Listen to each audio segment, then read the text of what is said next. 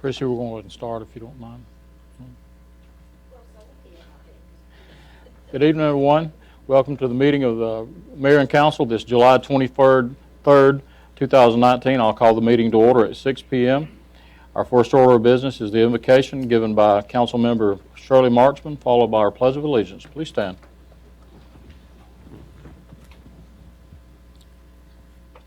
Gracious Father, we come to say thank you. Thank you for another day. We thank you for that we are in the land of the living, Lord.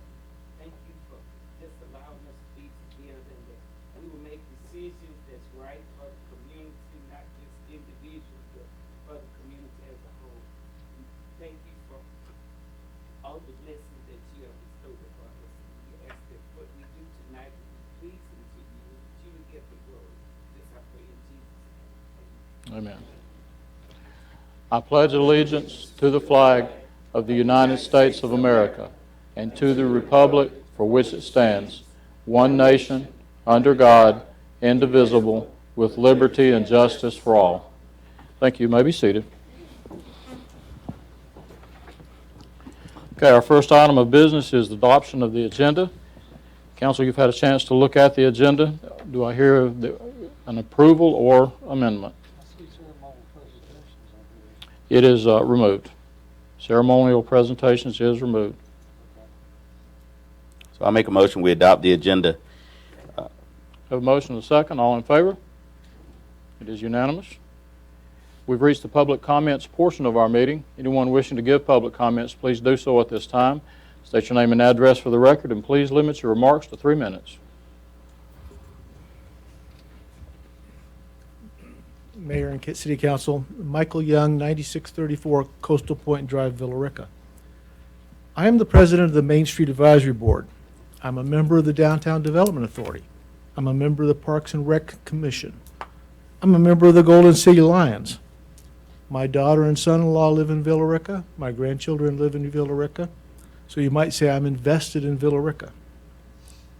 I'm going to say I many times during this public comment because I can only speak for myself. I don't really want to pull other people's names into this because I'm talking about my feelings. But I trust there are many others that hold the same concerns as I. I am concerned that members of the City Council do not truly understand the role of the various citizen boards and committees within Villa Rica, nor do they understand how much effort those citizens expend in their service to the city. In addition to the position of Vice President, I'm the chairman of the organizational committee of the Main Street Board. That committee is responsible for facilitating a broad base of support for the Downtown Villa Rica Main Street program to retain, promote, and attract downtown businesses. The committee also raises money and recruits volunteers. It makes sure that the mission and vision statements, the organization's bylaws, continue to reflect the purpose of the program and ensure fiscal responsibility of the program remains good stewards of the public funds it handles. As part and parcel of being a member of Main Street Advisory Board, I also chair one of the big events each year. This year, I'm the chairman of the Christmas on Main and the Christmas Parade on December 7th.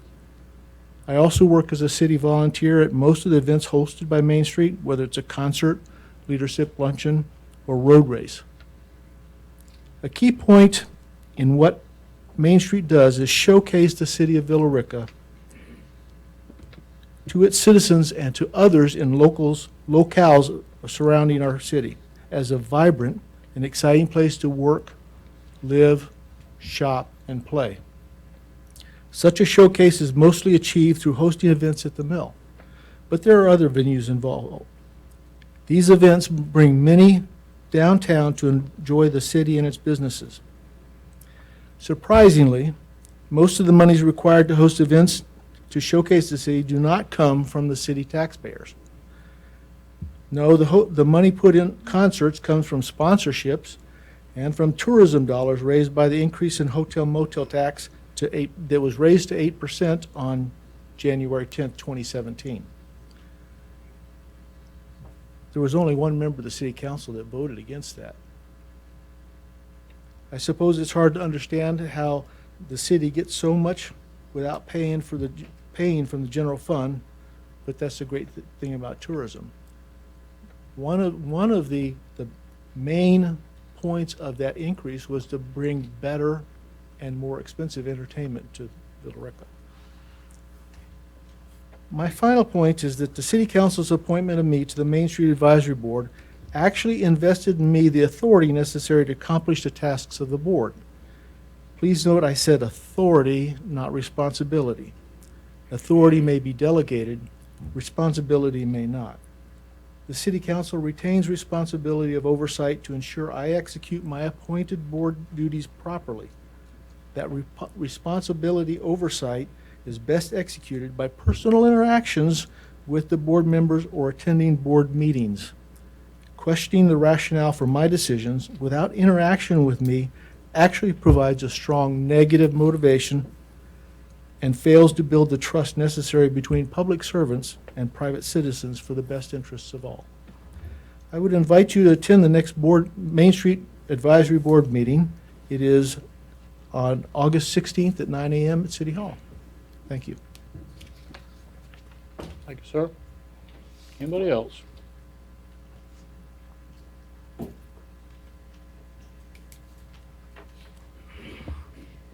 Rhonda McCullers, 401 North Lost Lake Cove, Villa Rica. I am here on behalf of Carroll County firefighters. I wanted to read to you all a Facebook post that was posted by someone who left the fire department here, which is a concern to all of the firefighters and all of the people that I know. It says, "Fire is a priority to everyone. I encourage every Carroll County citizen to go by the fire stations and actually talk with the responders. There is a core group of service-driven firefighters left that care about being the absolute best they can be for Carroll County citizens and its visitors. When you talk to these guys, you'll be surprised to hear their concerns. Their main concerns aren't pay or the ghost stations. Their concerns are about poor leadership, weak training, extreme lack of strategy and tactics, and being told that training is not a priority. Firefighters are leaving that they can't afford to see leave, and the list goes on and on.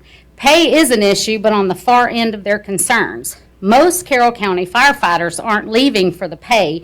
Most are leaving because they can't see a positive outcome for the future. The firefighters that are leaving are the ones I would like to see coming for me and my family. So I would encourage you, Mayor and City Council, to please stop by, talk to them, and ask about their concerns for yourself.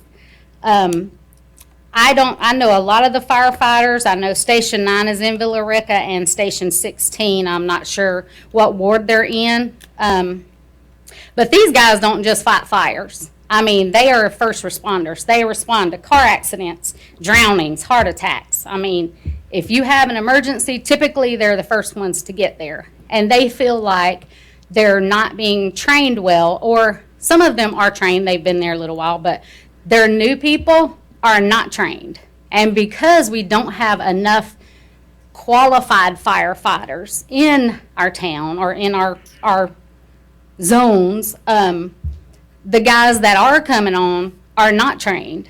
And that's really scary to the guys that they have to work with because their life is on the line. I mean, they depend on each other like servicemen. One of them goes in, they all got to go in. And if this person is not trained, then this person could die. Or they could lose the people that they're trying to rescue from a car accident or cut out or whatever. So I just wanted to bring that before you guys, and hopefully you can check on it, see what station is in your zone, maybe talk to them. I know some of the elected officials or the chair people came around and talked to them when it was time for elections, but nobody's been back since the election or contacted them or tried to say anything. So I would just like to see some of you guys maybe just stop by and talk to some of them. Let them know that we care, that, we are concerned, because certainly if one of my family is in a car accident, I want the most qualified and trained person to get there first and work on me. Thank you. We normally don't respond to customers, but since this is a county issue, those are county firefighters, I would just ask that you please give that to our new commission chairman, Michelle Morgan, and make sure she's aware of it. I have attended and talked to the firefighters at Station 9, which incidentally is the busiest fire station in Carroll County. Yes, And, but please pass that along to her. I will. Thank you. Thank you.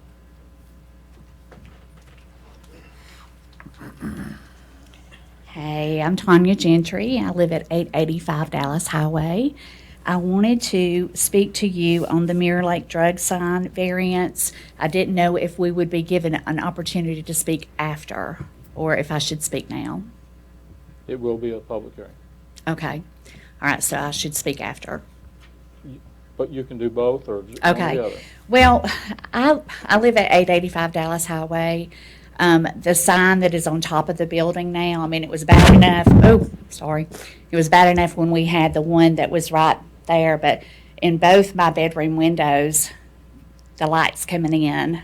So I wondered if there might be, maybe we could cut it off at a specific time. It's hard to sleep. I got up at 2:30 in the morning. I took some pictures with my phone. I don't have it to where we can put it on the big screen, but I'll be glad to show it to everyone. So, but I did want to speak to that. I don't know how the sign was put up without us being notified, because we were already having an issue with the sign that was out there before. So that's really what I wanted to talk about. Okay. Thank you, ma'am. Thank you. Anybody else?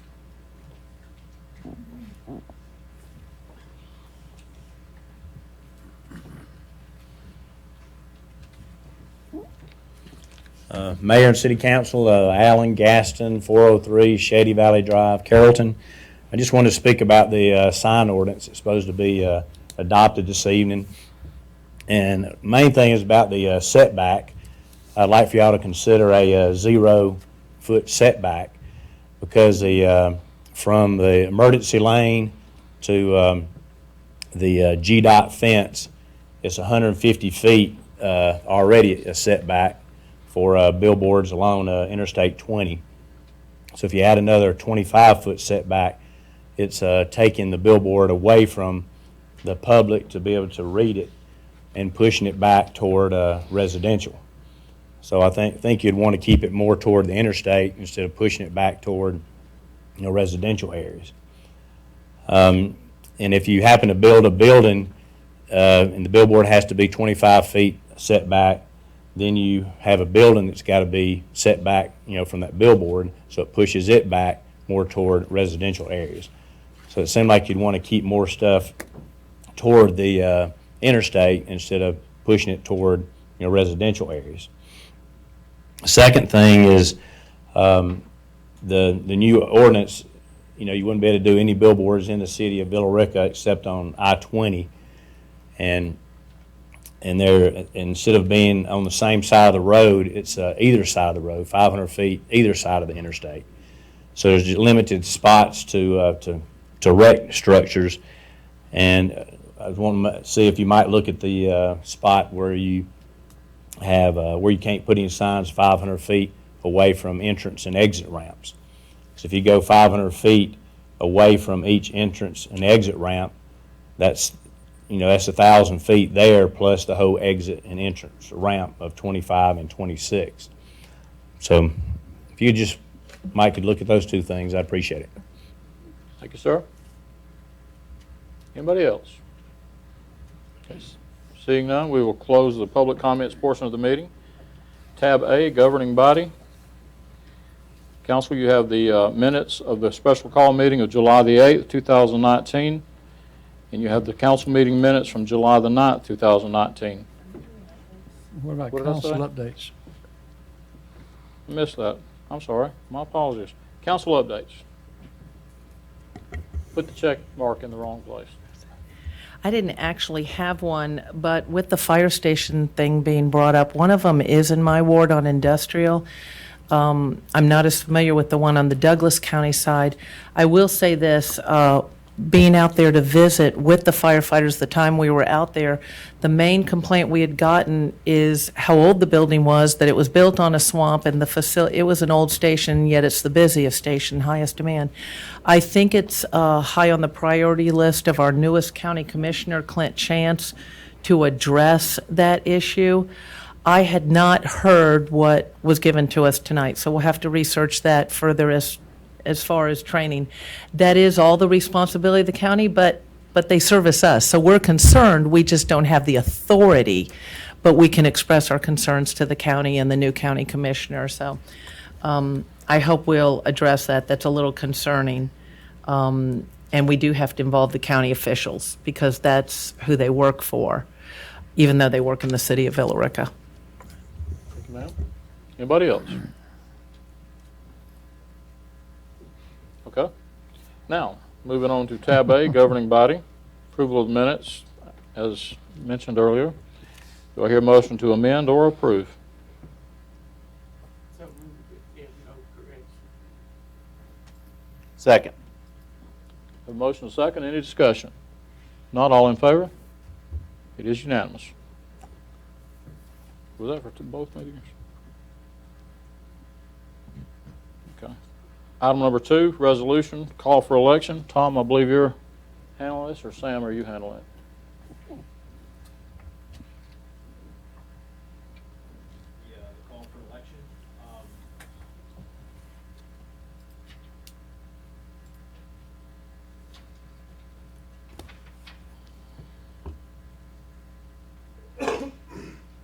So this is a resolution calling for a general election on the 5th of November 2019. The 2019 general election was set for the first Tuesday in November, and the election will be for mayor and the city council on Ward 22. In the event of a runoff, it will be held on Tuesday, December the 3rd, 2019. The staff recommendation is that it has requested that Villa Rica publish the election information. The qualifying fee for the mayor will be set at $90, and the qualifying fee for city council will be set at $72. If everyone's fine with this, then we have a motion that's set. I'll take it from there. I move that we approve a resolution calling for the general election on Tuesday, November the 5th, 2019, as set forth in the attached notice, and establish the qualifying fees as $90 for mayor and $72 for city council. Have a motion and a second. Second. Seconded by. Any discussion? All in favor? It is unanimous. Okay. Tab B, community development. First item. Wait, let's do one more. General election, I don't have 2019, that one on there. qualifying dates. Okay, go ahead. So I'll go through that real quick. So this is to establish the qualifying dates and the early voting dates for the general election that's going to be held on the 5th of November 2019. Of course, that's a Tuesday. The qualifying dates are 3 dates. The first is Monday, August the 19th. The second is Tuesday, August the 20th. And the third is Wednesday, August the 21st. The location of qualifying is going to be in City Hall. Early voting dates are going to occur over 3 weeks. The first is October the 14th through the 18th. The second is October the 21st to the 25th, and the third is October the 28th through November 1st. Week 1, Week 2, and Week 3 will be at the Carroll County Election Office. Week 1 and Week 2 at the Douglas County Courthouse, and Week 3 at Powell Park in Villa Rica. And of course, we have the motion in front of you if anyone wants to. And for the qualifying dates, the times will be from 8 a.m. to 5 p.m., and that's the same for the early voting dates. And I will make a motion that we approve the qualifying dates and early voting dates for the November 5th, 2019 general election. Second. I have a motion in multiple seconds. Any discussion? Just real quick, when I read all of that, it was a little confusing even for somebody who votes all the time about week 1, 2, and 3 being Carrollton, week 1 and 2 Douglas County Courthouse, week 3 Powell Park, but on actual election day it's just Powell Park, if I understand from the first. So my only comment would be, let's make sure we make it real clear for people where to go to vote, because We have a guy in the Yeah. front here that might help with that. Three folks. Oh, we do. We got a team here today. 3. and in our newsletter, because I know everybody doesn't read the paper, it would be good, but people do get confused. I don't know about you. I get emails and calls about I'm sure we'll post it down at City Hall as Yeah. well. anything we can do to help. That's all. Okay. Have a motion, a second. Any further discussion? If not, all in favor? It is unanimous.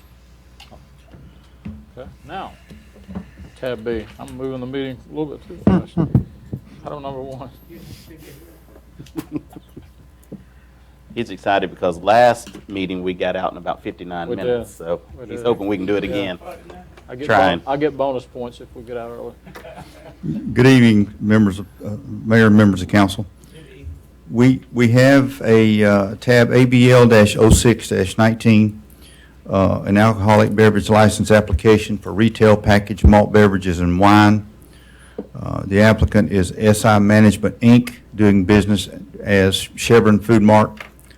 Licensee is Saeed Sadat, 231 Lantana Crossing, Dallas, Georgia, 30132. The location of the Chevron Food Mart is 157 Commerce Drive, Land Lot 158, 6th District, Carroll County, in Ward 2.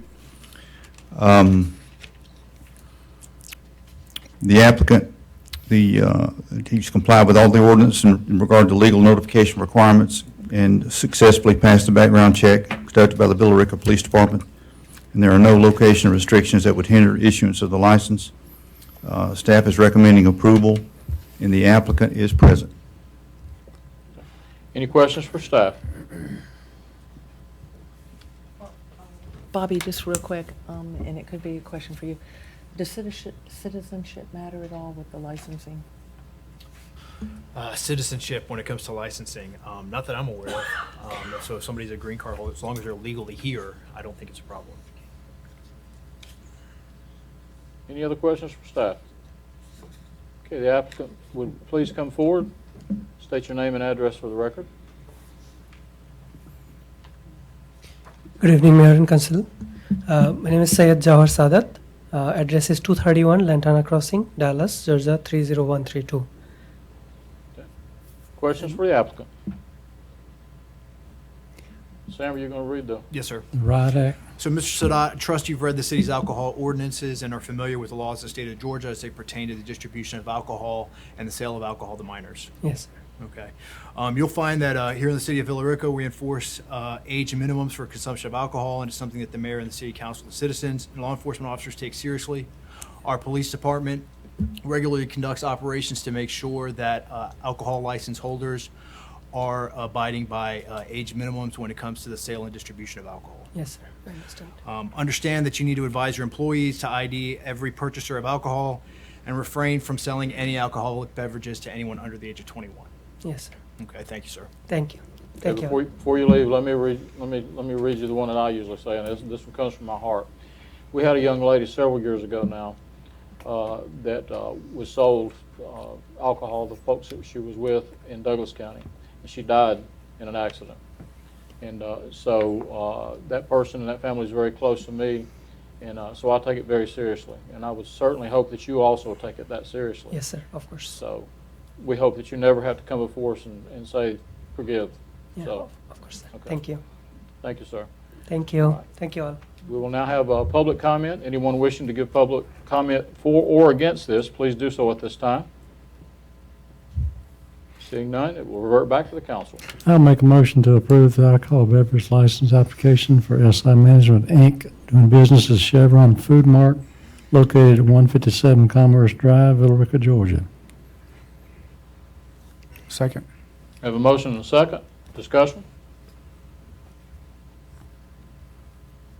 Call the question. All in favor? All opposed? 4-1. Item number 2.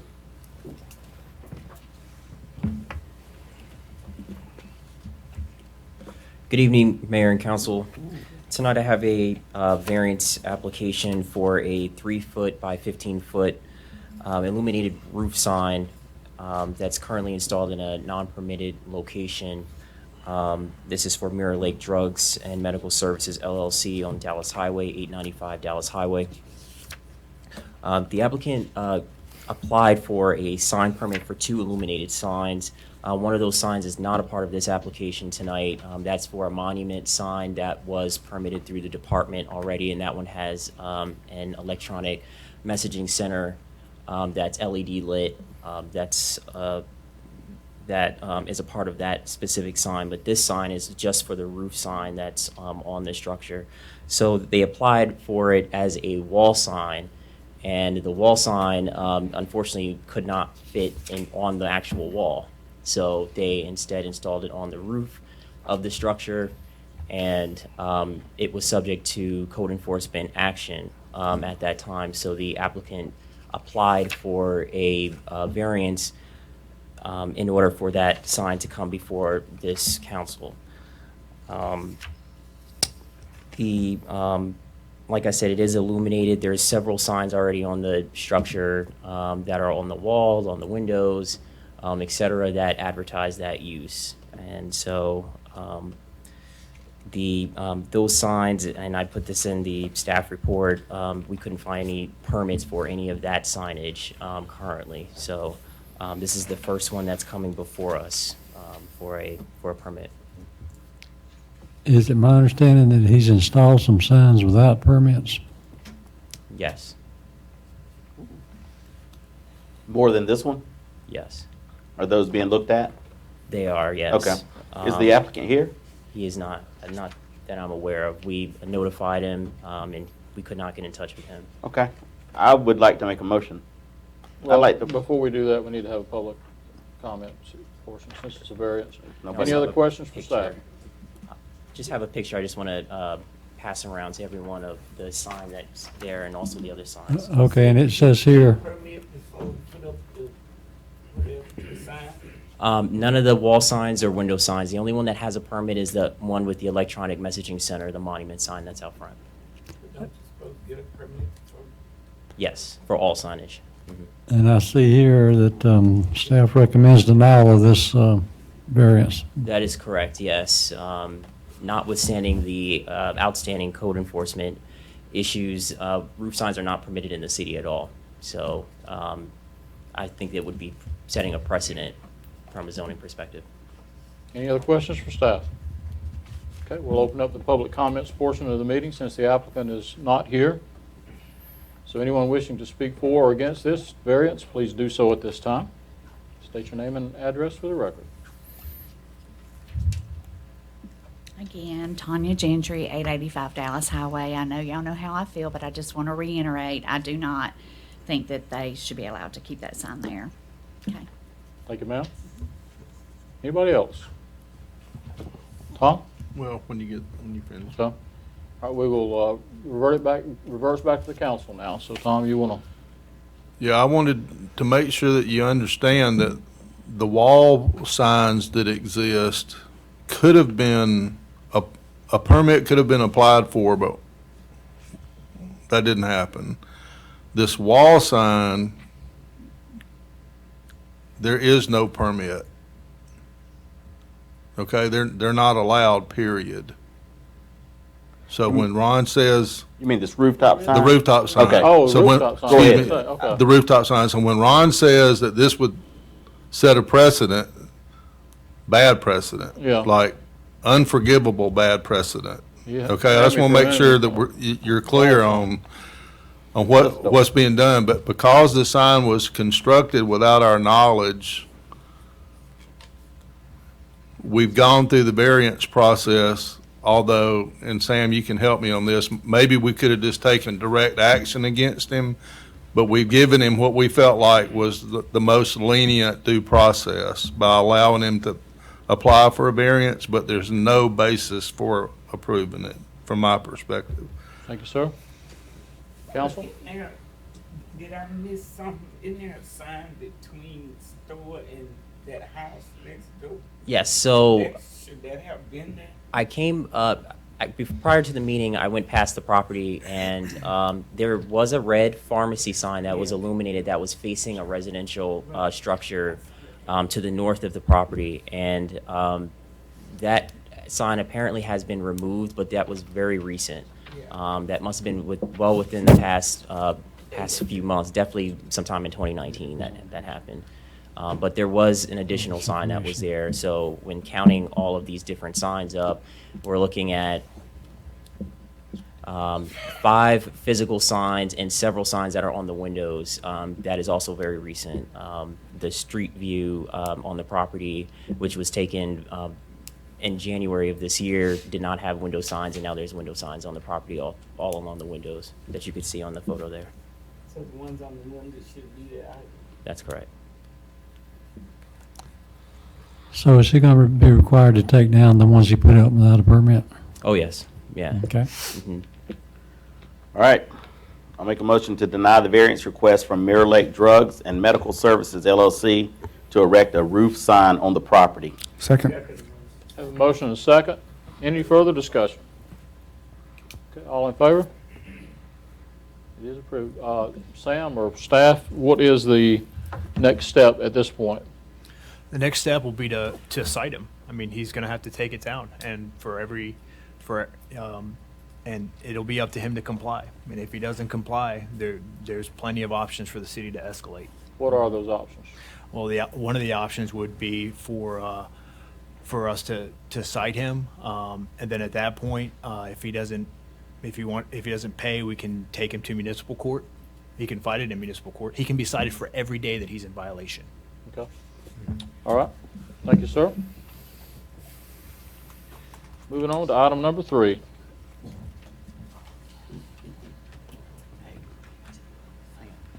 Will you pull your microphone down? Good evening, Mayor and City Council, members of the public. I'm here to answer any questions and also to respond to some comments with respect to the Villa Rica sign ordinance. First to Ms. Janetree, did I get that right? Under the new ordinance, again, no rooftop signs above the parapet, which is like the main plane of the front wall. With respect to the sign, it's facing the residence next door. Wall signs are only going to be allowed when they're in fronting a public right-of-way. So that would not be allowed to occur under the new ordinance. Also, one thing I wanted to point out, and I don't know if you were provided a copy of this picture here. That's a heck of a lot of signs on one building. The new ordinance does something that the current ordinance does not, which is it actually puts a maximum aggregate sign area for a structure, which means you're allowed for a commercial building a maximum of 300 square feet. That would be your window signs, your wall signs, your monument signs, all the above, so that you don't end up with something cluttered which looks like that. And I think it's a very important thing to mark on. Also, with respect to billboards, Mr. Gaston has applied today for 3 additional billboards along the I-20 corridor, which will be assessed under the current ordinance, not under the new ordinance. There are a number of the, at least one of the applications that we received today would not pass the new ordinance. Let me make some comments with respect to the new ordinance. The setbacks on the current ordinance for billboards is silent. It doesn't say it's 0. It doesn't say it defaults to the default ordinance for the zoning. It's really kind of left to interpretation because it doesn't really address it in great detail. Now, the difference between the old ordinance and the new ordinance, the current ordinance allows a billboard height of 50 feet. The new ordinance allows 65 feet, which provides even greater latitude with respect to the setbacks and the visibility from the interstate. Since billboards are a structure, they are treated as a secondary or subservient structure on the property. We do not want to impose a setback that was consistent with the principal structure, if it was the only structure on the lot, regardless, because we did not want to preclude future development on that lot or existing buildings as they may conflict with the siting of the billboard. So what we did was we recommended a setback that was equal to the minimum setback of an accessory structure for that zoning district, which is consistent across all zoning districts. So you have a setback for accessory structures in industrial, commercial, residential, etc. And because this is a subservient or secondary structure on the lot, it should be consistent with the zoning across the board. However, the setbacks for industrial properties, for accessory structures in the rear lot areas is 50 feet. So we understood with the compromise that we were discussing with Mr. Gaston was that we did not want to have the billboard set back at 50 feet off the interstate. We thought it would be 25, which is an average across all the zoning districts, but it would be the lesser of 25, or if the zoning district, say commercial, which is 15, which allows greater flexibility than 25.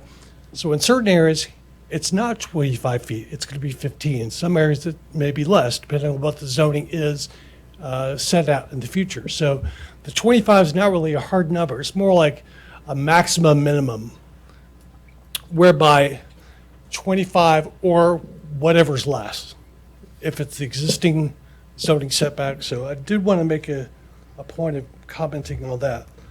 With respect to the siting of billboards on entrance and exit ramps, one of the applications we did receive was for a billboard on the Mirror Lake Parkway exit ramp off of I-25 westbound, which is close to the intersection of Mirror Lake Boulevard and the off-ramp itself. It's not really on the highway, but it does have highway frontage, even though it's highway ramp frontage. So what we were intending to address there with the 500-foot setback is, as we had discussed in, I believe, the last meeting, the purpose of billboards on the highways is to encourage interstate commerce, to notify the public, the traveling public, that we have certain commercial amenities on our expressway exits, Highway 61, Mirror Lake, Liberty Road. By putting a billboard when you're already off the exit, it really kind of defeats the purpose of what we're trying to encourage in attracting interstate commerce.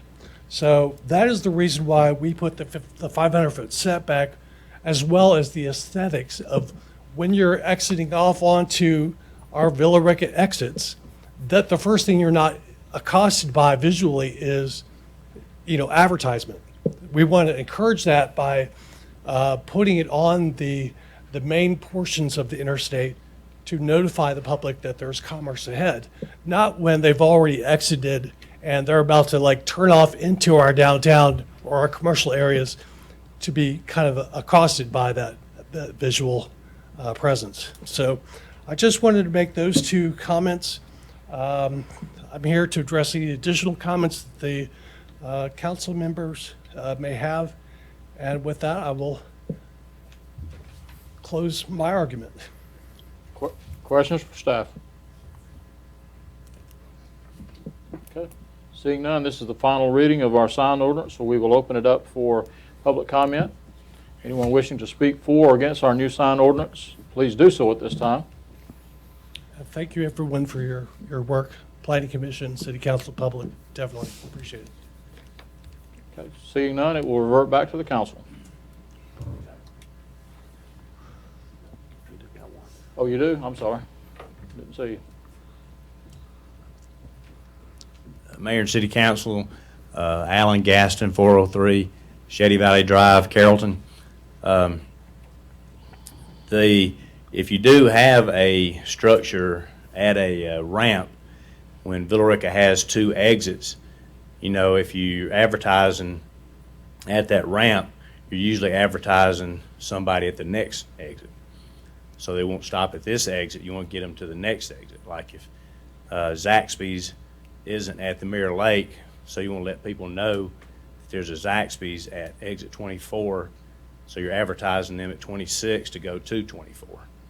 So that's why you would have a billboard at a exit or entrance ramp. Thank you, sir. I had one question. I wasn't supposed to ask you, but, Hang on just a second. Okay. Any other public comments? Okay, seeing none, it will revert back to the council. Okay. Now, if this ordinance is approved tonight, now, when would it go into effect? He said right now. It would go into effect. Right now? Okay. before the So, paperwork is signed? Once the so paperwork is signed. if somebody has already made an application, now would that refer to the old sign ordinance or the new one? If it had not been approved yet, Oh. then the application would be subject to the new sign ordinance. Okay. So if the application has Had not been approved, Right. Yes, sir. it will be subject to To the whatever new one. ordinances are in That's place right. when it's approved. Yes, sir. Okay. Thank you. My understanding was that it was in process by being received, and therefore would be reviewed under the ordinance in which it was received, unless you tell me otherwise, but that's my understanding of how that works. Right, so I mean, once the ordinance is approved, the ordinance goes into effect. If we have things that have, if we have applications pending that have not been approved yet, I don't know how they can be approved without subjecting them to the ordinance that's currently in effect. So, once the ordinance goes into effect, it is the standard by which all the applications are judged. If we get into an area where we are trying to retroactively apply old ordinances, I think that would be very difficult to administer. Once the ordinance is approved, applications are subject to the ordinance as approved. So that's the final Makes statement. sense to me.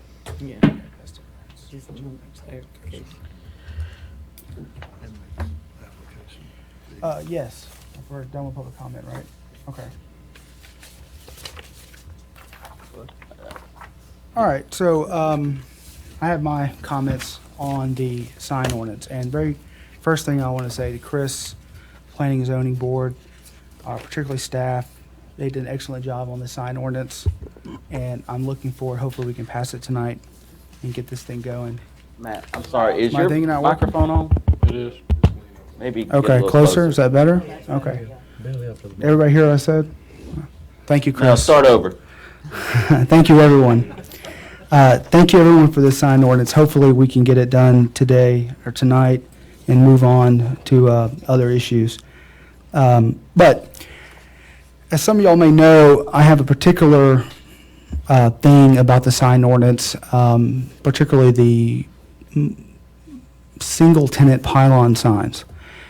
And I was asked, give me an example of something you don't like, or give me an example of where this is at that you just don't like it. And unfortunately, Villa Rica doesn't have that many examples, because all the examples that Villa Rica has right now are worse. Okay? So if you take a look at what I handed out here, you'll see some of the largest violators, in my opinion. And I did leave a few copies out with the clerk if the public wants to take a look at it.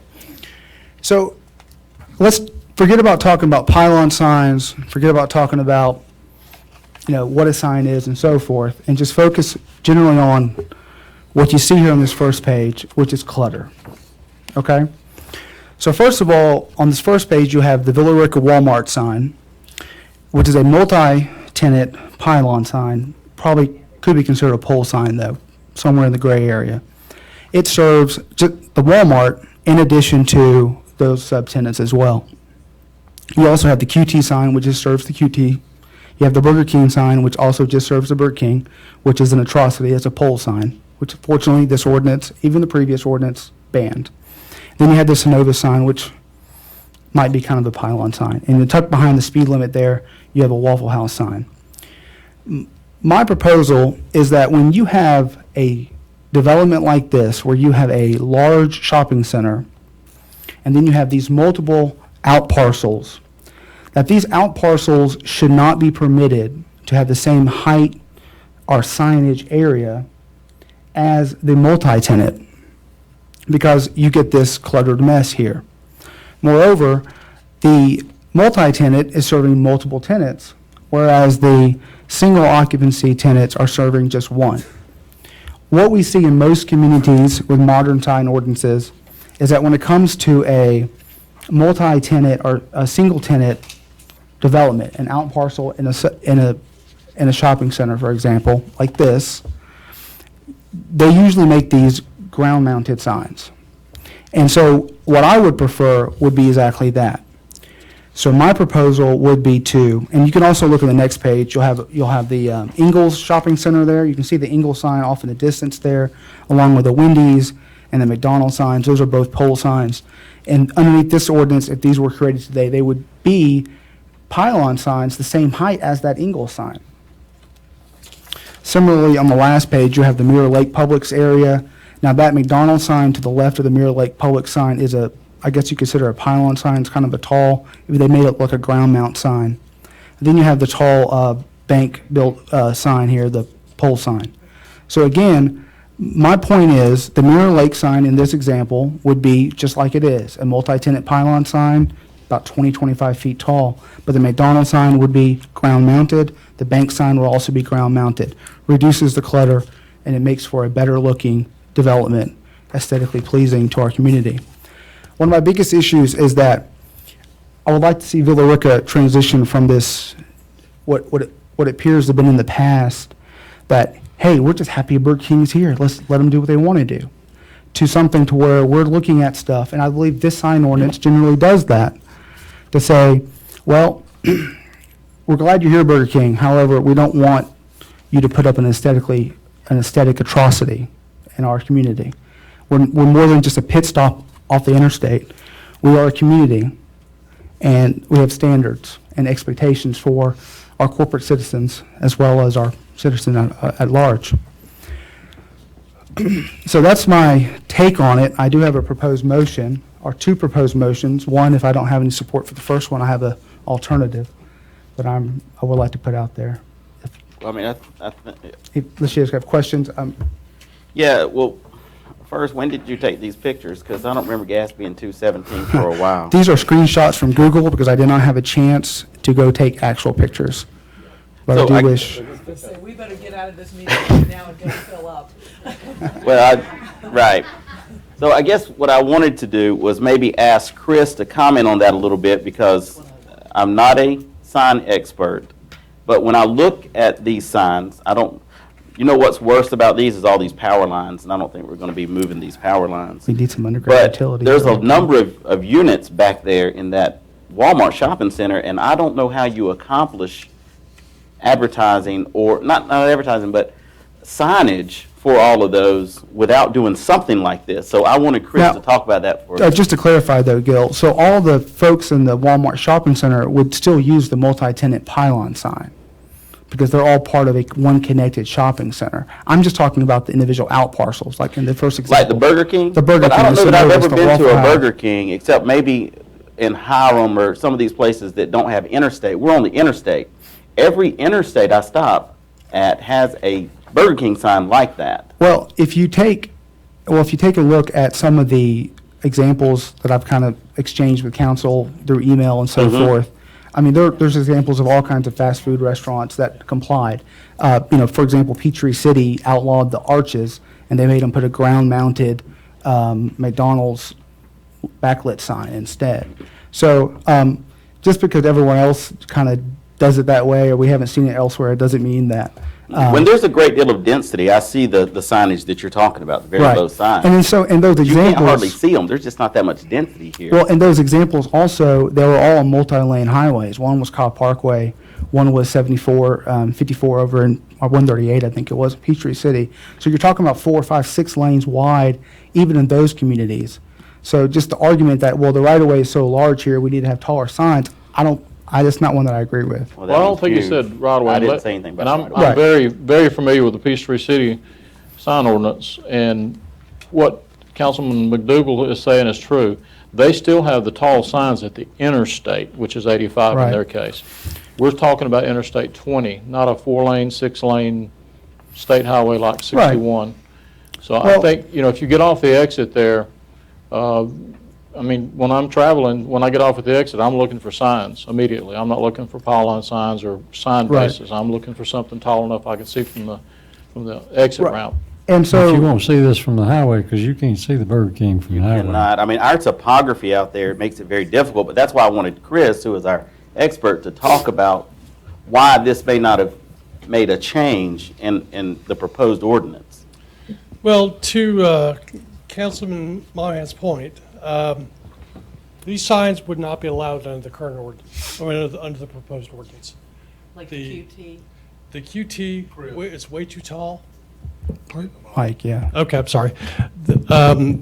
With respect to the examples that were provided, the QT sign would not be allowed. It's too tall, number one. Number two, which is a very important thing to add to the ordinance, which is that the foundation structure of the sign itself has to be at least 75% of the dimension of the sign above it, which means the pole signs, no more.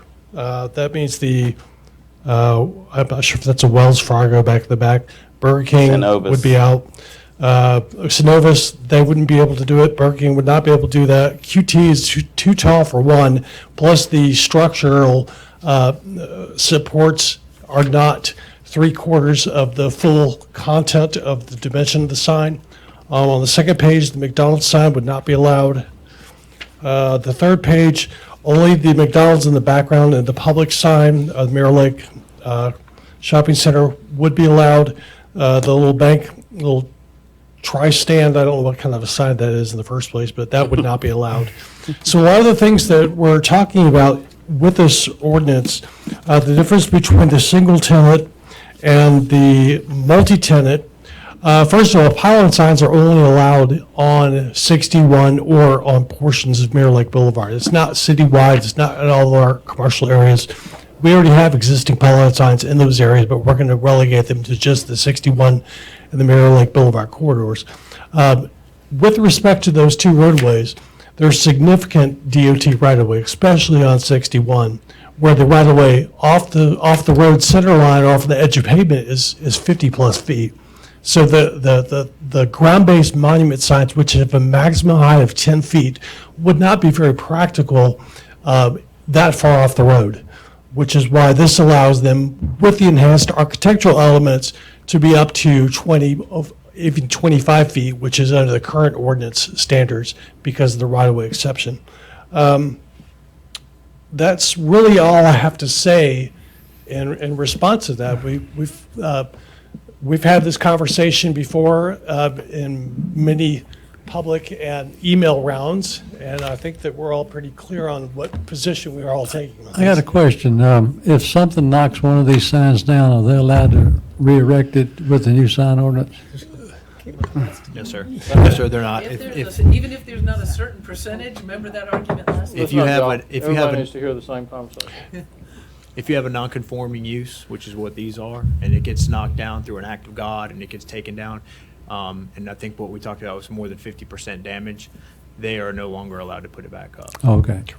So that's the lost only it. way we They've can get lost rid of the these big signs non-conforming that status. somebody plows into one and knocks it down. Correct. If you have a non-conforming sign and it's starting to fade or look dilapidated, then the sign owner has the opportunity then to refurbish the sign as it's constructed, as long as they're not changing the cabinetry or the structure of the sign itself. But if it was actually demolished by an act of God or by Leslie McPherson, by the way, who knows? I mean, then it basically is, it's a percentage of the value of the replacement. If it meets a certain threshold, then it has to be brought to current code. I don't think it's an act of God if I run over it, but. That's right. It's an act of Leslie. You go into some cities and you see this big blue sign, is that DOT or who, that, has food, gas, whatever. Yes. On that, that's something that. That's on the DOT, highway. Right, okay. So Matt, on. If I may, so like I said, in each one of these, there are actually worse examples than what we would have underneath the ordinance. So I recognize that the Burger King signs, the QT signs, none of these signs would pass muster, even under the current ordinance, prior to this ordinance. What I'm saying is that if you look at the section on the single-tenant pylon signs, the maximum height, from what I see here, is 20 feet. That is the same exact height for the multi-tenant pylon signs.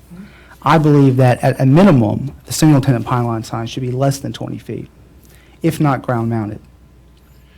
And that's my point here, is that when you're looking visually, why does the Walmart shopping center, which caters to all of these tenants, why are they entitled to the same amount of height as one out parcel that comes in, Joe's Restaurant, whatever it may be, and they put it in there, they're going to be two 20-foot signs right next to each other.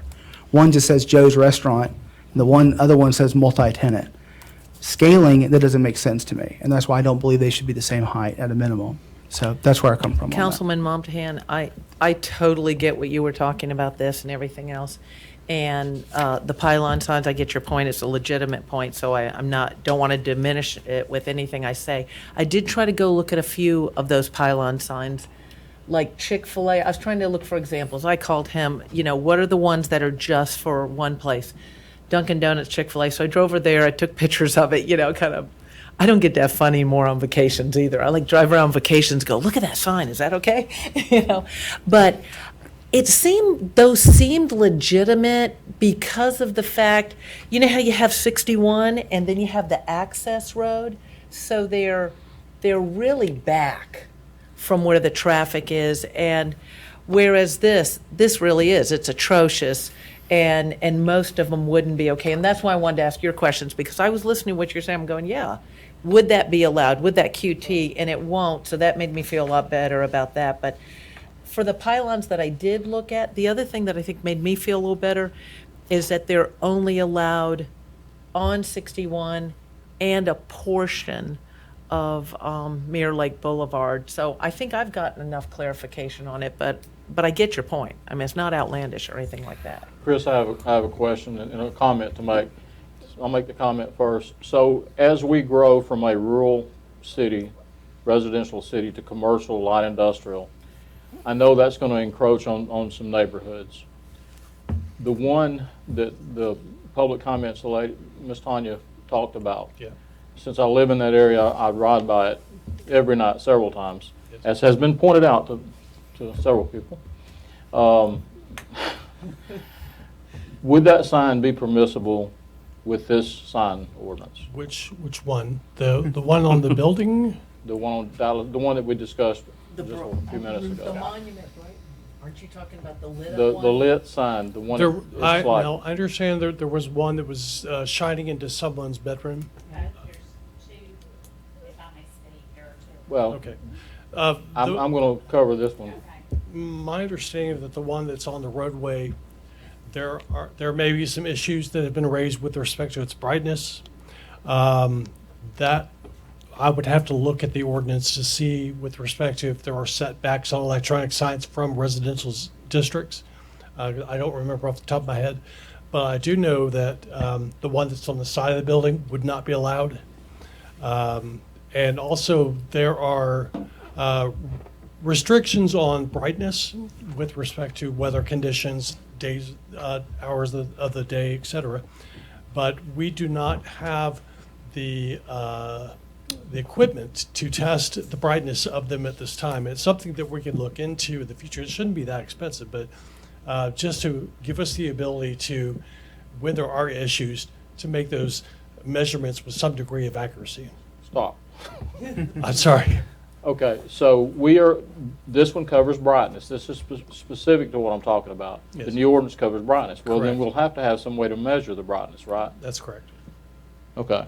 So that answers part one of the question. Part two of the question, this particular applicant allowed the sign to just be bright white with no signage on it for several months, and nothing was done. Okay. Is there some mechanism in this ordinance to address that? Yes, Okay, thank you. absolutely. But what about the rooftop one? It's got to go. The rooftop sign would not be allowed. Also, they have excessive, they're in excess of their wall sign allowance in addition to what they took from the wall and put it on the top. I believe there are 2 wall signs plus the window signs. They're allowed 1 wall sign, no rooftop sign, limited amount of window signs, and that there's an aggregate that they cannot exceed. So I think this is a great example of what not to do. And there are additional violations on that property that we will be pursuing.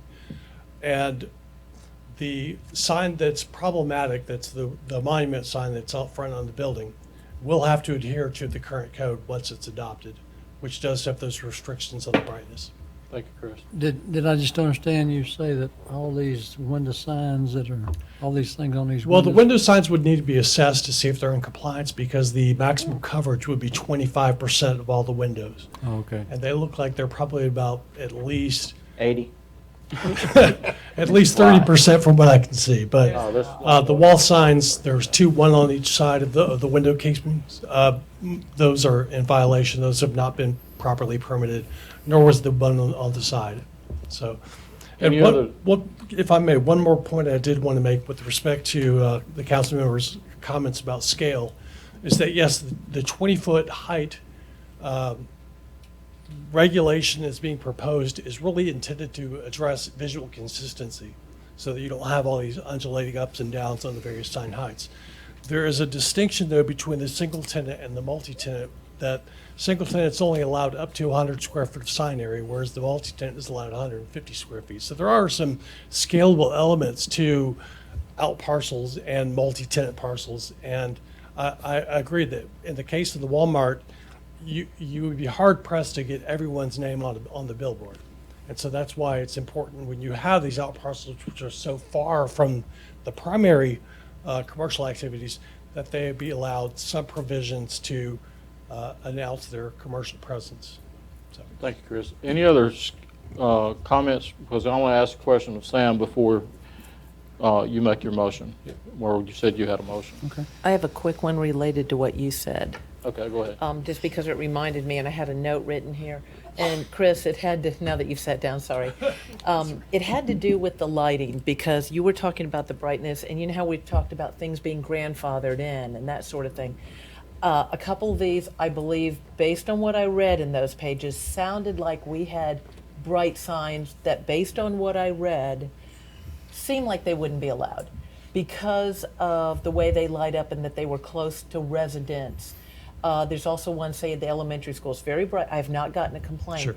But if we were, it has things that move on, it's bright at night. Is there a way that they're able to tone that down, turn it down at night? Would it automatically be grandfathered? They already have it. We could maybe do something Correct. still. Okay, thank you. Okay, Sam, my question is, I heard Councilmember Momtahan say that he had a substitute motion. This is a point of order I want to ask. Since this is the final reading of the signed ordinance that we have discussed in 2 other meetings, is it not appropriate for us, for the council to take action on the signed ordinance as proposed and as discussed in previous public comments meetings before we entertain a new amendment or a new signed ordinance? So- It sounded like, and maybe I'm getting ahead of myself, but it sounded like he was about to make a substitute motion. Right, yeah, that would be accurate. I think it depends on I imagine you want to, that what you would like to substitute is the height of a single tenant sign. in Well, relation actually, to- no, I had a couple of different alternatives. But Would the they- first one I was going to give a shot, and if I didn't have a second, then I was Can going I to ask- I think it propose the depends second on one. the Could I ask if what you're attempting to do is to modify the sign ordinance? That might be, because that would go to Right. the mayor's point. Let's adopt it if we're going to, and then maybe make a motion to amend the sign Well, ordinance. I guess I'll just say what my motion was just going to be to adopt the sign ordinance, except strike section 9.25 dealing with single tenant pylon signs and all reference to single tenant pylon signs. I would want to I would Which- want to review I it mean, before. I'm not saying I'm moving that now, but if Sam wants to opine on whether or not that's something that we need to do. I don't think there's any issue with passing the sign ordinance if you were just, Microphone.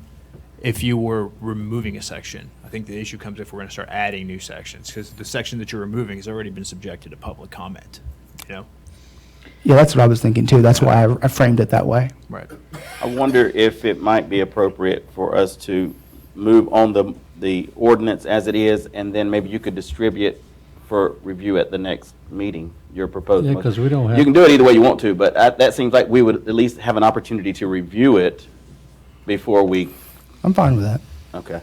So, I just want to say thank you to staff. I mean, I know this is a lot of work, and I know that it's not perfect, and we may make amendments. I'm sure we will over the years, or, maybe even sooner than that. But a lot goes into it, and I always lean toward staff's professional judgment myself, so I appreciate that. I'm going to make a motion to approve the revised Villa Rica sign ordinance as amended. Second. Have a motion in multiple seconds. Discussion? Just to echo Councilwoman McDougall's point, and I've said this before, thank you to the monumental job of doing this. I can promise you that the zoning ordinances that were in place when I came to work for Villa Rica in 2001 changed 200,000 times, and I'm sure this one will change some too. So, but thank you for your diligence and the hard work on that, and all staff. Great job. All in favor? It is unanimous. Tab C, Parks and Recreation.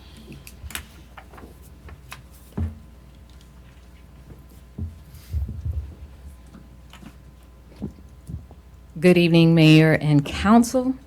The item that's before you, this is an item to reappoint Ms. Julie Dobbs to the Library Advisory Board.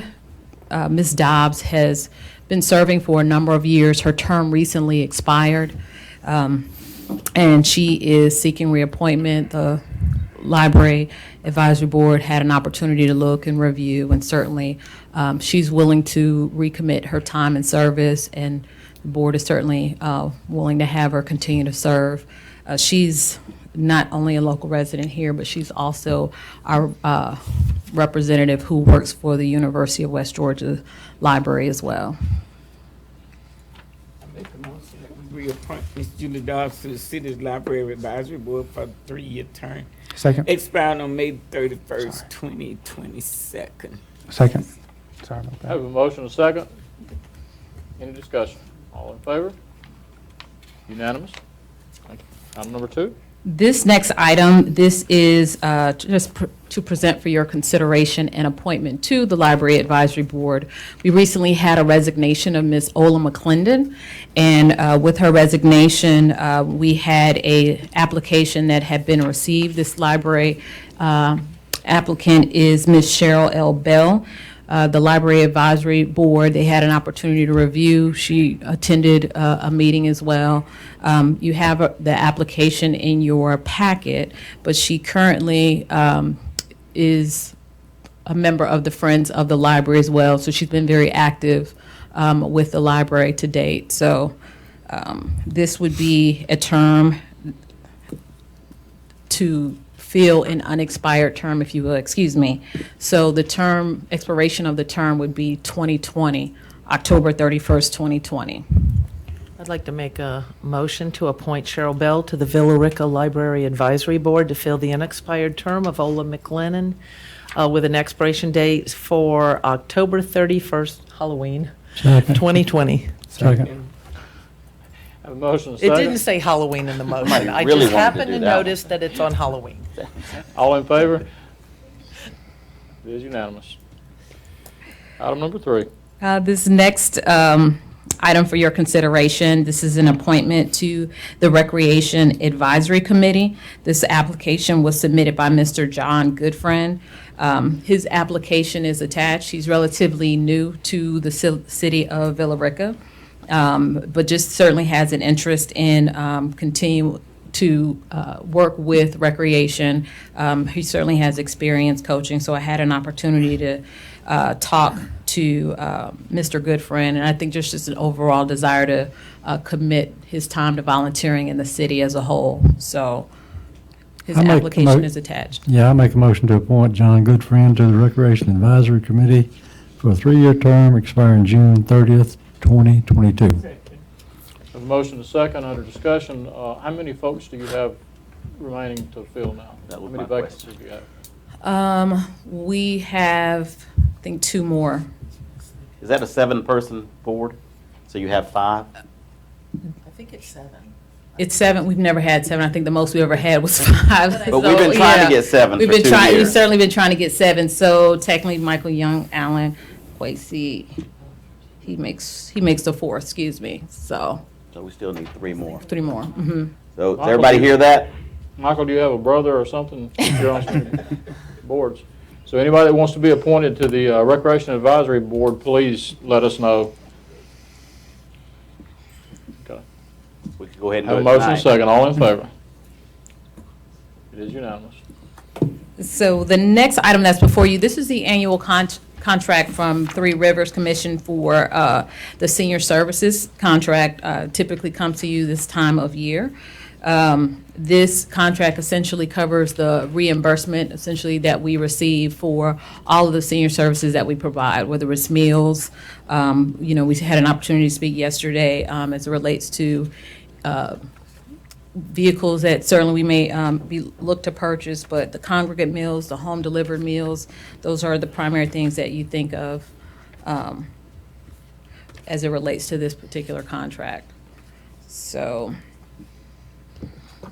And to just add what Vicki said, it's very important that we continue this alliance with Three River Commission, because as I understand it, the way it used to be, there were only 2 agencies in Carroll County that were able to get these funds from Three Rivers Commission. So if we ever voted, heaven forbid, to not accept these funds, or Vicki didn't fill out the report on an annual basis like I used to have to fill out, then we would lose those funds. Is that correct? Absolutely. We'd be crazy, wouldn't we?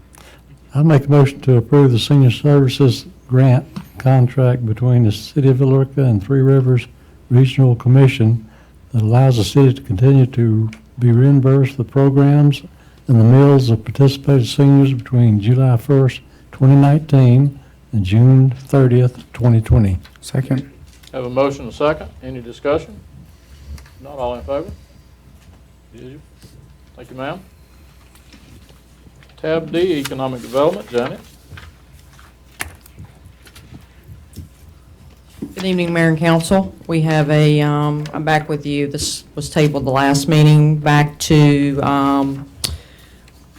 appoint someone, would be our 7th member to our Main Street Advisory Board to a term of 2 years, giving us a full staff, or advisory board of staff. We've had one open position since Matthew resigned, current City Council Matthew Montahan resigned in March of 2019. The open position was posted on social media and the city website. 4 applications were received and reviewed by the Main Street Advisory Board. Applicants who were reviewed for consideration were Bradford Hegler, John Goodfriend, Cheryl Bell, and Camilla Chandler. In June 21st, 2019, in our monthly board meeting, the Main Street Board voted to appoint local business owner Bradford Hegler State Farm, to fill the open position. His term would be 7/9/2019 until 12/31/2020, as he's filling Matthew's term. So staff recommendation would be to approve the Main Street Advisory Board's vote to appoint Bradford Hegler to serve as the Main Street Advisory Board from 7/9/2019 until 12/31/2020. Make a motion that we appoint Bradford Hegler to serve on the Main Street Advisory Board 7/9/2019 until 12/31/2020, filling the vacated position of Matthew Monaghan. Second. Have a motion and a second. All in favor? Unanimous. Item number 2. Once again, we have added a summer concert, number 3, on September 28th, 2019, for the Alabama Blues Brothers. This would be to serve alcohol license agreement.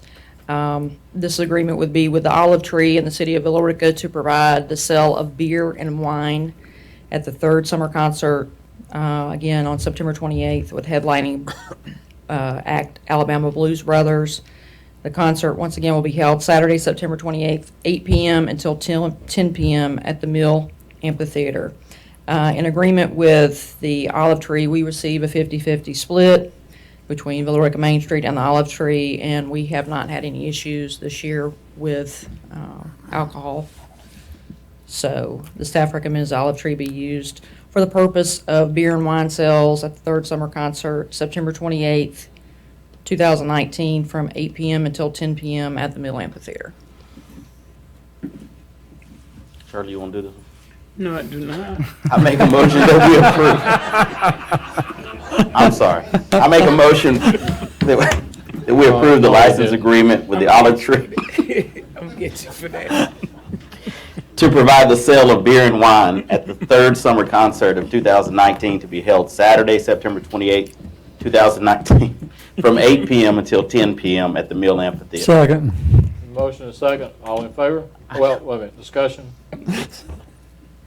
You want to get him back? He just, She will. yes, of course. All in favor? All opposed? 4-1. I do. Thank you. Is that okay with you? I'm gonna get you. Tab E, Human Resources. Stephanie? Good afternoon. Today we're bringing to you the 2020 holiday calendar. We know it's a little bit early, but we need to modify how we observe the 4th of July holiday. With the 4th falling on Saturday, we would usually observe the holiday the Friday before. But since we have our fireworks show on the 3rd, which is that Friday, we are hoping to have you approve the changing the holiday observance to the Monday after the 4th, which is the 6th of July. That would give our opportunity to our staff who works the fireworks to have the day off as well.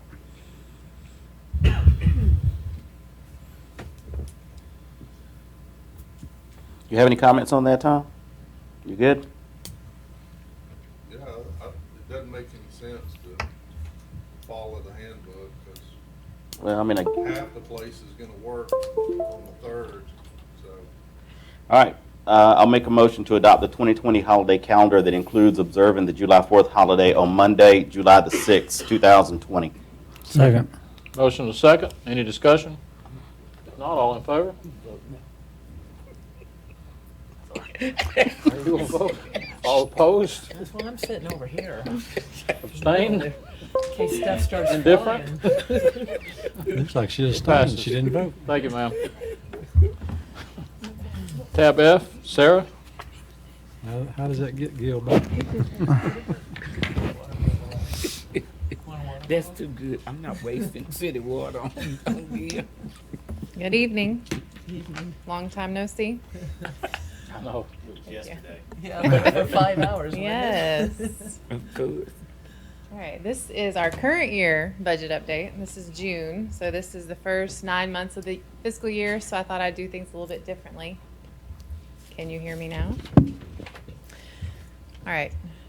You should see the actual PowerPoint on your tablets, because I'm not doing the normal. Yeah. Okay. So I just wanted to show a 7-year cash history. So if you look at the bars, the green bar shows our general fund cash. It has stayed between 4 and 6 million for the past 7 years. It did spike up in 2019. Water and sewer is the orange bar. That's where we went negative in 2014, 2015, 2016, 2017. We have finally rectified that with our 2 rate increases we've had the last 2 years. And then sanitation, you can hardly see, but it was negative as well. It's a gray bar. It's a smaller dollar amount, so that's why it's hard to see. The blue that you see is, the blue area is the cash overall for the city. So you do see a big spike in 18 and 19. Again, that's the rate increases we've had in water and sewer and sanitation. But we've also added a Douglas County SPLOST and our self-funded bank account. So that is the city cash overall. Residential permits, does look a little. This is year-to-date each year, looking at year-to-date through June. So the little bricks on each year, they indicate how many permits we have taken in residential permits that year. So I can't tell you the numbers off the top of my head, but you can see the significant growth over the last 3 So years. 2019, that is just through June? Mhm. I mean, it would make sense. Yes. Is there a little That's- total on these bricks, so I don't have to count them up? I'm not going to count them. Each row is 10, so I was counting before I came That up. bottom I think row's not 10. 2019 Oh, thank you, Dan. is 177, I believe. So anyway. No, I like the visual. I think it makes it easy for people to look at But it. it'd be nice if you had a number down below it, tell us. All right. Tough crowd. I thought it was great. Thank you. I wanted to point out Lost and Splost. So, all right, let me remember what I did here. The bars, the green and the blue bars indicate Lost, which is our local option sales tax. Just wanted to kind of show we have a growing trend here from our sales tax, which is great. The blue is Carroll County and the green is Douglas County. The lines represent our SPLOST, which is a special purpose local option sales tax. The Carroll County SPLOST is on the top. That is the orange line, and it is growing at the same rate as the sales tax is growing as well. Douglas County SPLOST is the red line. Looks a little silly, but that's because we didn't have it before 2017, so that's why you see it spike up there. So both are doing well. Okay, I lied. I do have numbers on here. This is our kind of net income statement for water and sewer comparing last June to this June. Oh, I didn't change it. It should be July. No, it should be June. So that says July. It should be June. So it's June to June of 2018 to 2019, a year-to-date number. The 2019, that's after 2 rate increases.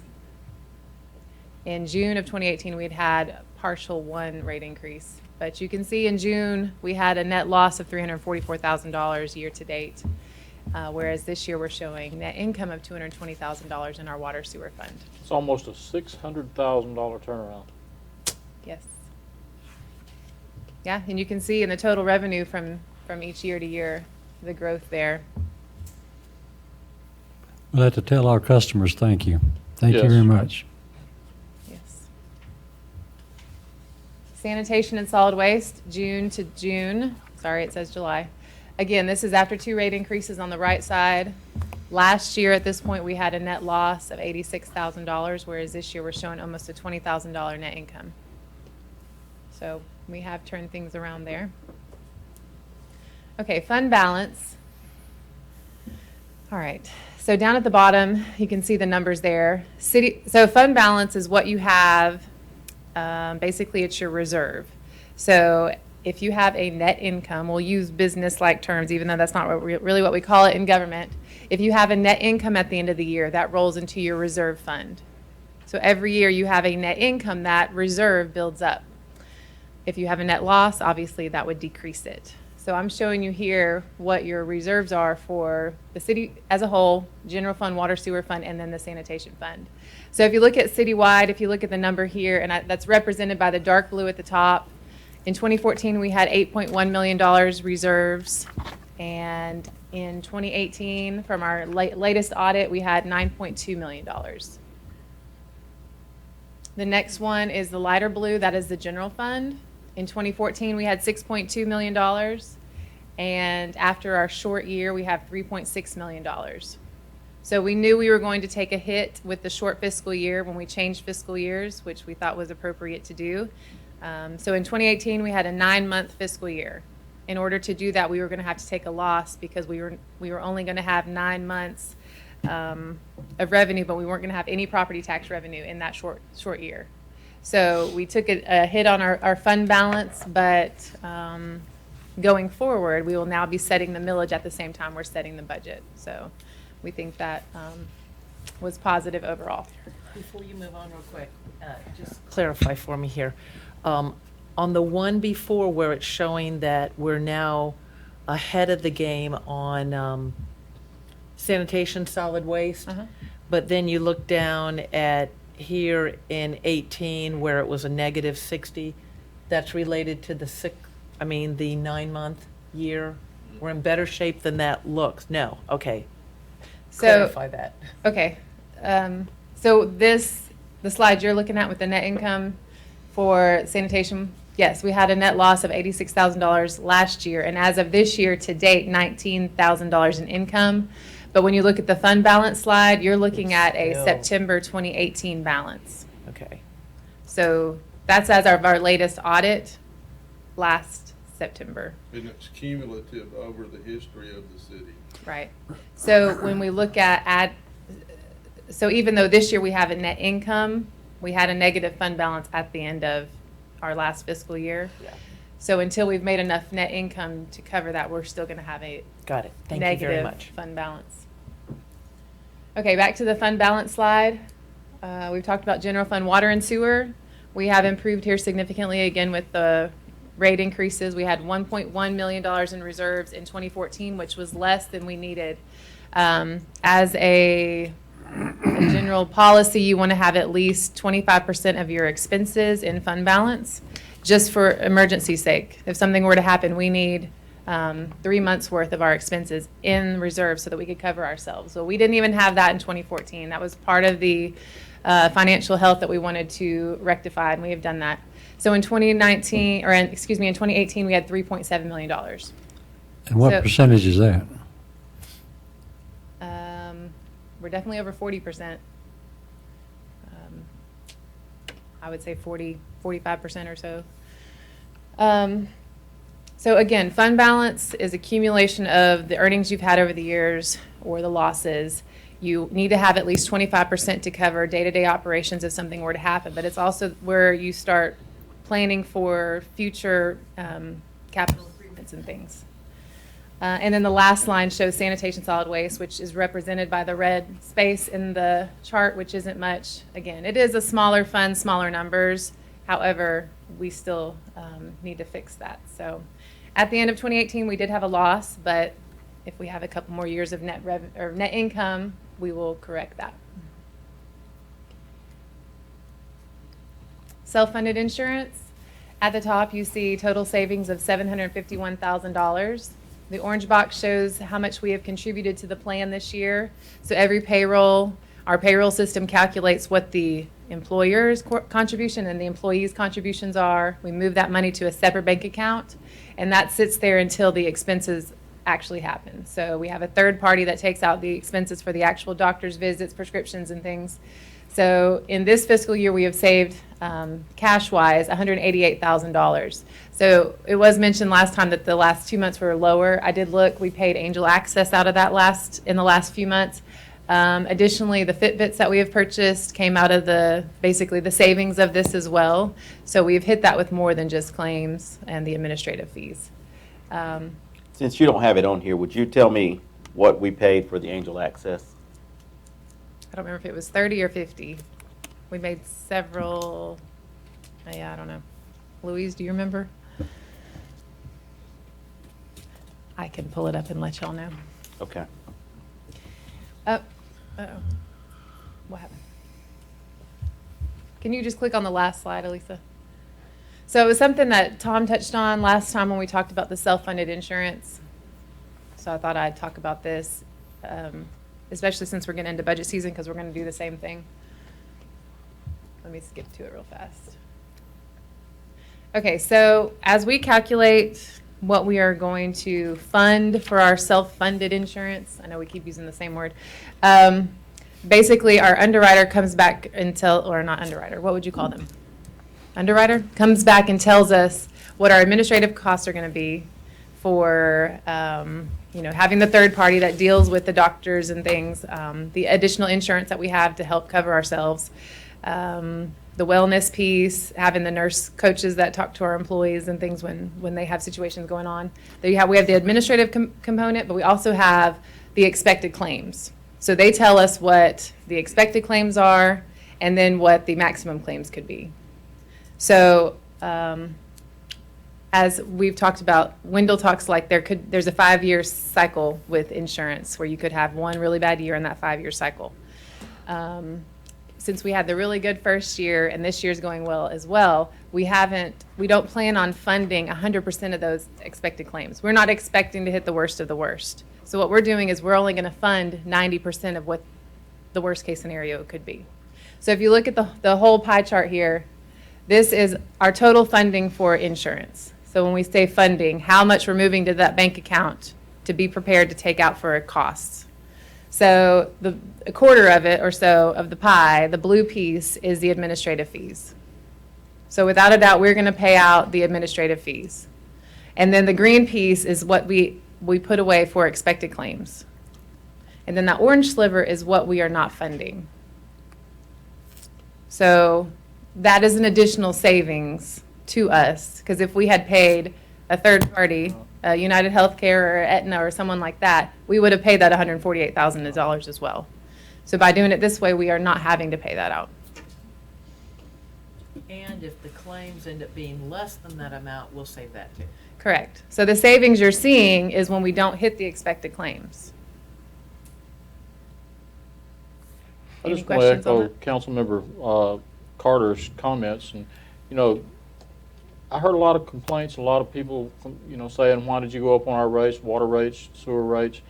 I tried to explain to every person that called me or texted me or saw me in the Walmart store, and you folks did this. And staff, thank you for a tremendous job of this is what happens when you have two financial people working in the same place. With Tom's experience and Sarah's experience and all the folks that work in the city, they came to us and said, we have a problem. And we had buckets, we had candy bars, we had lots of things that showed us we were in bad financial shape. End result is, folks, we did what we said. And lastly, but certainly not least, this council, this elected body up here that took the heat and made the tough decisions and said, we're going to have financial health by 2020. And we did it. We've got it. The next step now is to move on. We need to show you now that we're going to take the money and we're going to fix the problems. We've fixed the problem as far as financial health. Now we need to fix the infrastructure. And but I just wanted to say that because, you know, it's not one of us, it's not two of us, not a collective group, it's everybody, all the citizens, all the elected officials, and all the staff working together to achieve a goal. And I'm proud to be a part of it. Thank you. Thanks. I have budget amendments for the current year.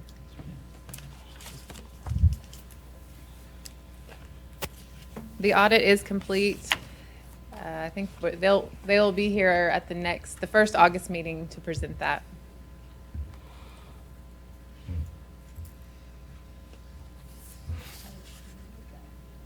The Excel sheet that has the numbers, the third item. The proposed 219 budget amendments.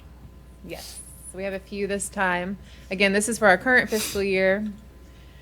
All right, so the first two lines you see there are for our March 2019 special election for Ward 2. That cost us $6,500. We didn't have that budgeted. So we need to offset that, or we need to raise the expense for that, but I'm able to offset that with the sales tax because that's coming in higher than what's budgeted. So I'd like to increase the expense and increase the revenue as well. Next, we had, I'm sorry, I didn't change the description on that. So if you look at the account name, it's for books and periodicals. This was $9,200 it cost us to MuniCode to have, was it 5 bound copies of the code?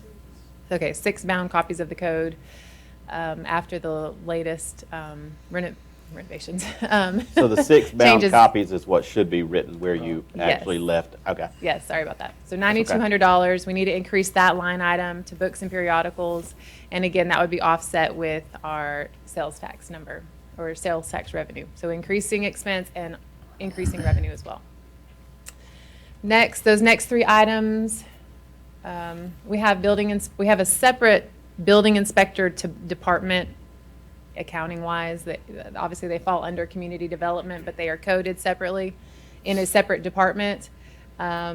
Historically, we haven't budgeted a full 40 hours, particularly for one of the employees, but probably should have for this year, obviously, because we've been ramping up on building permits and building inspections. So unfortunately, it didn't budget enough for this employee, so we're overrunning the salary line item and the correlating tax item. So I need to increase that, but building permit revenue is up as well, so I have an offset for that. And then lastly, so this year we separated grounds maintenance out of recreation for the first time.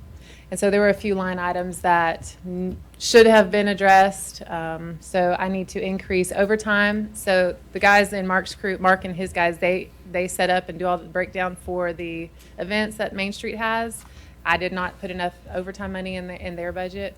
So I need to increase that. Uniforms, we didn't create a uniform or a training budget for their department. Again, a new department created, so lost that when I set that budget up. For grounds, I thought. Yes, the grounds maintenance. So adding $6,000 to their overtime, $2,000 to their uniform budget, and $1,500 to training.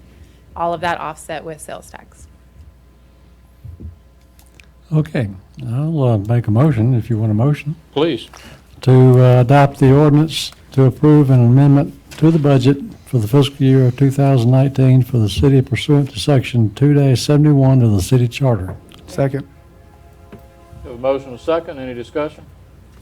Not all in favor? It is unanimous. Thank you. ma'am.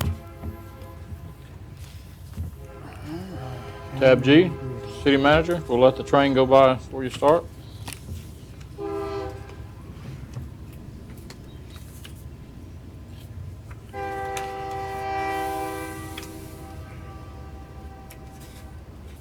Two Development Authority meetings ago, the attorney for the authority brought an item to the authority's attention and asked them if they would be interested in transferring title of several unbuildable properties in the industrial park in order to move one step closer to basically finishing the park. So there's 4 parcels that are unsold, 3 that can't be sold because of EPD restrictions, because of wetlands, and 1 that we're in the process of negotiating on. So what the Development Authority has done is voted to transfer these to the city for $1, and then we would be responsible for maintenance, which is where it should be. Included in that, one of the 3, we had a boundary issue. So in one case, we had actually built part of a ball field into one of them.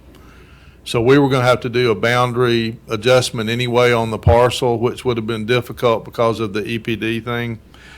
So I told them at that time that I recommended that we go ahead and they execute their side of the transfer. So we're bringing you our side of it now to accept it.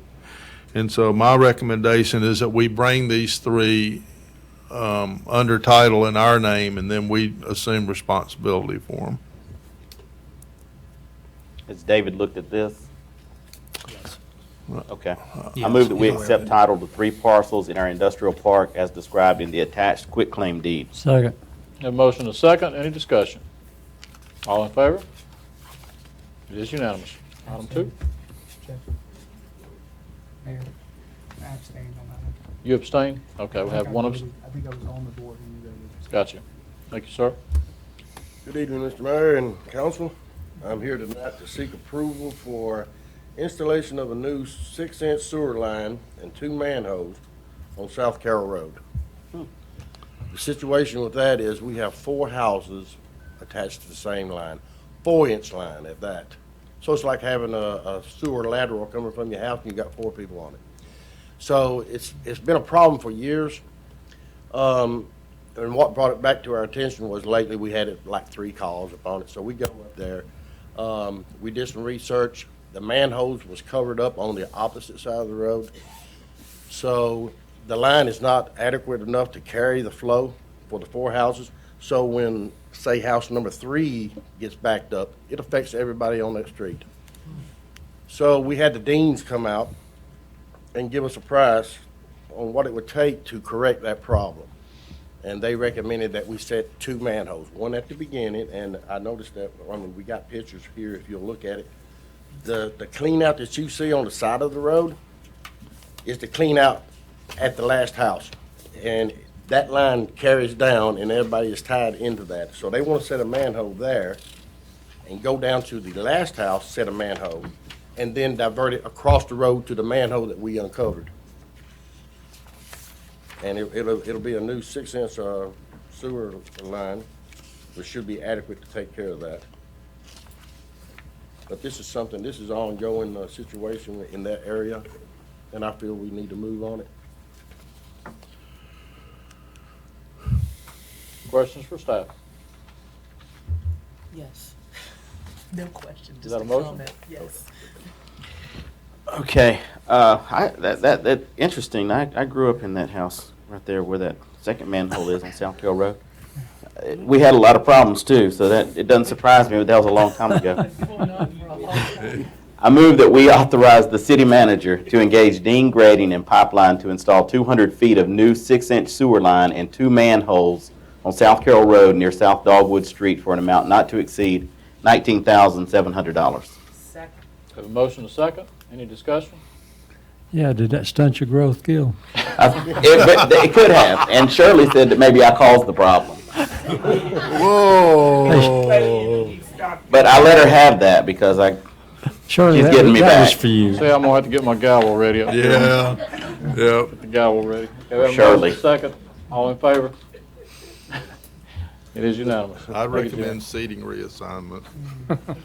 The second item is, we're seeking approval to repair 5 manholes, or I say repair, pretty much kind of replacing 5 manholes between the B-Plex and Charleston Place. Now, as you can see by the pictures, the manholes are covered in water, and you know very well back there in that area. we've had situations there before. So all the infiltration that we're getting in that area is pretty significant. So what we want to do is we want to have Dean Grading come in, and they'll have to rent mats in order to walk out on the swamp itself and build a frame around it and seal up the whole manhole, the existing manhole, and then install risers to lift it above the swamp. We can't change the swamp, but we can change, you know, the height of the manhole to keep the water from getting in. So we'd like to take care of that area. Just for clarification, oh, you want to go ahead? The problem here is these are the ones that are underwater. And that's where we may be getting infiltration and all that sort of thing. And then we're treating water that we shouldn't be treating, which is costing money. Okay. We are. We're also stressing that lift station. Isn't that the one of the lift stations we have problems? Yeah. Yes. So that, I want to ask a question, Jimmy. Yeah. How close is manhole number 1 to the building at fields 9 and 10 at B-Plex? Oh, it's not far. Okay. I'm going to ask a question then, because that building is on a holding tank. Yes. It's not on a septic tank. It's on a Right. holding tank, just like, you know, there's no Yeah. way for it to drain off. I remember when Danny did it. Can staff look at the possibility while we're in there, walking in that swamp, of hooking on that building down at fields 9 and 10? Because Vicki will tell you, I know we used to have to empty that thing every 2 or 3 weeks at a cost of about $125. We still do. So, I mean, that's an ongoing cost. That doesn't make any sense. The plan back then was to hook on to what we're talking about. So while we're right there across the creek, can we look at that and see if that's feasible and bring it back to the council? I believe the Deans can do it. Okay. They do a lot, and, you know, I've seen their work, and we've been, you know, associated for 14 years that I've been here. And they'll dam that up across there and then lay a line straight out to the nearest manhole. I believe they can do that. But Okay. I'll check. If we could look at that would be a cost saving in the long run. And I've always worried that if staff forgets to empty that it's going to run right into the creek. I know you don't. I know you would never do that, but I always worried about that. So I worry about everything, so it doesn't like it. Thank you, Jimmy. Council? I move that we. authorize the city manager to engage Dean Grading and Pipeline to seal and raise 5 manholes near the V-Plex in Charleston Place for the amount not to exceed $13,580, and also add the mayor's request to that. Second. Have a motion and a second. Any discussion? Not all in favor? It is unanimous. Thank you, Jimmy. Tab H, City Manager's Report. Since we didn't get one last time, I am looking for, what? There's one more. Item 4. I'm for. Oh, what's Chief wrong Horn. with me? I'm ready to go on vacation, I think. He's trying to get You're those already on bonus vacation. points. I'm leaving tomorrow to go on vacation. At one of our weekly meetings, Wesley at Pine Mountain has asked that we bring to council a request to change the way that we process applications when somebody wants to film in the city. He is getting fairly frequent requests now, especially, I think, in light of the improvements that we've made out there. But in a lot of cases, the guys want to, you know, come in on Tuesday and start filming on Friday, or, you know, come in on Thursday and want to be back on Monday or something. And that just doesn't work with what we're doing, because it's got to go through council. So this is pretty much what you see is what you get. I'm just asking that y'all authorize me to start permitting those, just like we do trade permits and all the other stuff that comes through the office that y'all never see. I mean, I don't see a downside to that. Is there a downside? I move that we authorize the city manager to approve filming applications effective August 1, 2019. Second. That's everybody. Motion and everybody seconded? All in favor? Discussion. I was just going to mention one thing, Oh, because okay. I think Sorry. it's a great idea. I think it's a great idea. Just use your judgment, and I trust you use your judgment on who wants to film here. That's all. All in favor? Let's get a vote again for so Elisa, because I don't think she got that. All in favor? Okay, well, see, it is unanimous. Thank you. No city manager report? Not after yesterday. Wow. Sarah, right. Sarah had to give one twice, though, didn't she? Didn't she do one yesterday, too, a financial report? Oh, okay. We're going to do public comment on the budget. What's on the agenda? I didn't see that. I'd like to give people an opportunity now that we've been working on it. Okay. Okay. So you want to lead us into that, or you want me to? Well, we haven't had many people to attend the workshops, but it doesn't mean that somebody here doesn't have something they want us to look at in particular, but we don't have an agenda. I mean, we haven't produced a draft. We just wanted to give people an opportunity to provide input. Let me say a couple of things, and it's been mentioned to me by a couple of citizens and a couple of elected officials. I love that we have accomplished, staff did exactly what we asked. They said, we want to be more involved, we want to know what's in the budget, we want to hear from the department heads, we want to see goals, objectives, and y'all accomplished that.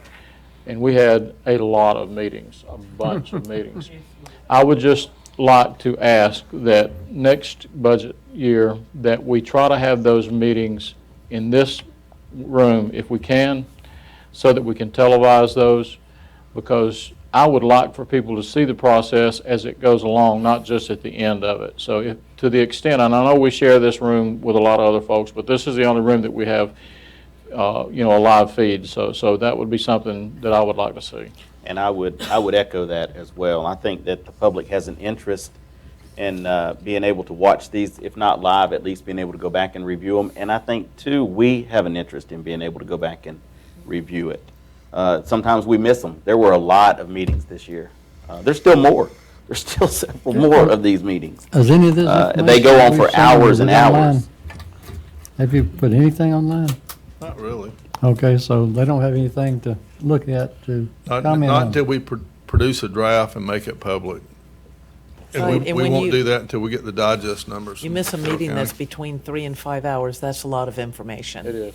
Yeah, so- So with that sort of preface, anybody wishing to give public comments on the budget process, please do so at this time. State your name and address for the record, and please limit your remarks to 3 minutes. Cheryl Bell, 225 Raleigh Way.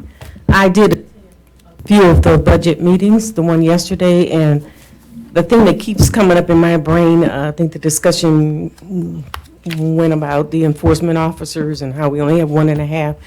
It seems like the gist of the whole thing is that the city wants to do a lot of things that they don't really have enough money coming in for. And I'm still asking for, like, for code enforcement to set up some kind of fines. Someone mentioned, I think Ms. Leslie mentioned, what do we do about people that we keep sending the enforcement officer out like 5 times to the same address? And I don't think that would happen if we had some fines, and then that would bring money into the city also. So that's my suggestion. Thank you, ma'am.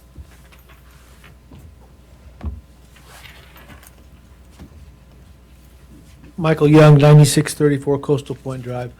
I'm on Parks and Recreation, and I know Vicky submitted a fairly substantial request for gold dust. I haven't attended any of the meetings, but I think we really need to look at doing something. Doing nothing doesn't improve life for our citizens, and we need to grow out of problems. And providing facilities for our residents to come and the kids to be active is part of it. So I think something needs to be done. I just don't know how much is possible, but doing nothing would be really bad. Thank you, sir. Anybody else? Okay, seeing none, we will, Make a motion, we adjourn. We don't have executive session? Mr. Mayor, I would like to correct something that I said earlier that was incorrect. When an applicant makes an application, their rights vest at the time the application was made. And it vests under the ordinance at the time the application was made. So I was incorrect when I said that that it gets applied by the ordinance. If, at the time that you apply, that's when your rights vest, and that's when that's the ordinance that applies. I would be curious, if for some reason your application doesn't get approved because it doesn't meet whatever requirement, are you still under that same ordinance when you make an amendment to that application? So if you were to withdraw your application and then Well, not a withdrawal, you got denied because you didn't meet whatever requirement should have been met at that time. if you get denied, I mean, if your application was, so at the time that you apply, and maybe this will answer your question, at the time that you apply, your application is going to be judged by the ordinance that is in effect at the time that you apply. So does that answer your question? If it's denied. Not really.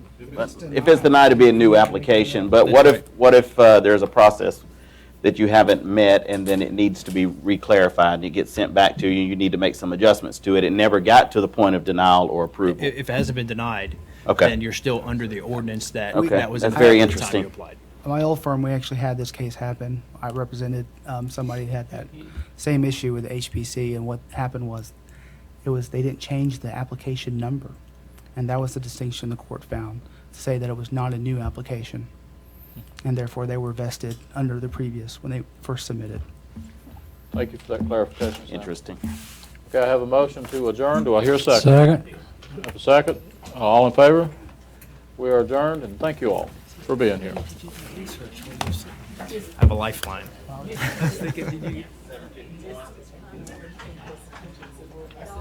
I tried, though. I tried.